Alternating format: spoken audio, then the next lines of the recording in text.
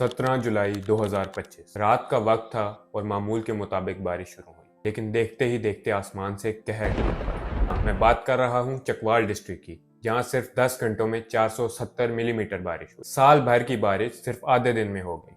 ये कोई आम बारिश नहीं थी, ये था क्लाउड बर्स्ट, एक ऐसी तबाही जिसमें आसमान सिर्फ भिगाता नहीं, डुबा देता है। इसके नतीजे में चकवाल की सड़कें समुंदर बन गई। घर, स्कूल, बाजार सब तालाब का मंजर पेश कर रहे थे। इतनी इंटेंस बारिश इस इलाके की तारीख में पहली दफा हुई। और सिर्फ चकवाल नहीं, उसी दिन रावलपिंडी और इस्लामाबाद में भी 240 मिलीमीटर तक बारिश हुई। नाला लई उबल गया, लोग छतों पर चढ़ गए और सायरन्स की आवाजें पूरे इलाके में गूंजने लगी। लेकिन ये सिर्फ एक शहर की कहानी नहीं, ये तो एक नेशनल इमरजेंसी बन चुकी है।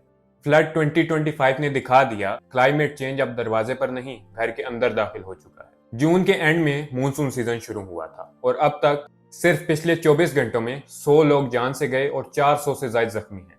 सवात और गिलगित बल्तिस्तान में मंजर और भी खौफनाक था। ग्लेशियर लेक आउटबर्स्ट फ्लड्स ने गांव के गांव तबाह कर दिए और 72 लोग वहां पर अपनी जान से गए। ये सब जीबी में रिकॉर्ड ब्रेकिंग गर्मी के बावजूद हुआ। इसी साल गिलगित बल्तिस्तान में दर्जा हरारत 48.5% तक रिकॉर्ड हुआ, जिसकी वजह से बर्फ पिघलने लगी और जब बारिश आई तो पानी सुनामी बन गया। इसमें सबसे ज्यादा नुकसान बच्चों का हो रहा है। जी हाँ, 2024 में फ्लड्स की वजह से 150 बच्चे अपनी जान की बाजी हार गए और 2025 में इसका अंदाजा लगाना अभी कबल अज वक्त है। डिस्प्लेस्ड फैमिलीज के फ्लड कैंप्स में क्लिनिक्स कह रहे हैं हर 9 में से 8 बच्चे मलेरिया का शिकार हैं। सिर्फ एक दिन में 665 मलेरिया के केसेस सिर्फ कैंप्स में रिपोर्ट हुए और इसी के साथ साथ फसलों का भी बुरा हाल है।